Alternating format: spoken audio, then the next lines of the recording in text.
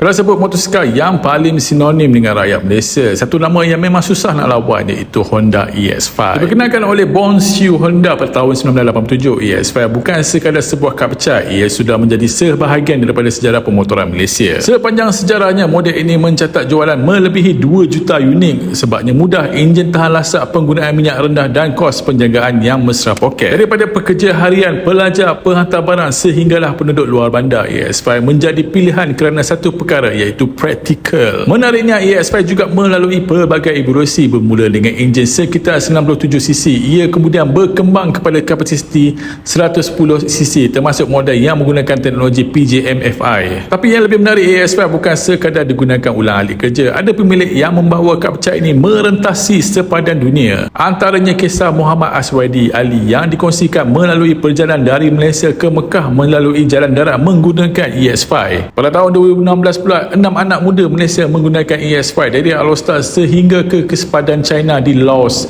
dalam ekspedisi sekitar 10 hari. Dan ada satu lagi kisah unik, sebuah EX5 berplat Malaysia pernah dibawa ke Jepun oleh seorang warga Jepun, Koji Yatsumatsu, yang pernah bekerja di Bonshu Honda. Dia terlalu menghargai motosikal tersebut kerana mempunyai banyak kenangan ketika berada di Malaysia. Lebih 3 dekad kemudian, EX5 masih dikenal sebagai raja kad pecah Malaysia, bukan kerana yang paling laju tetapi kerana ia berjaya menjadi motosikal untuk semua. Dan mungkin sebab itu EX5 bukan sekadar motosikal, ia sebahagian daripada sejarah kita. Kalau kau pernah naik EX5, cuba komen EX5 mana yang kau pernah pakai.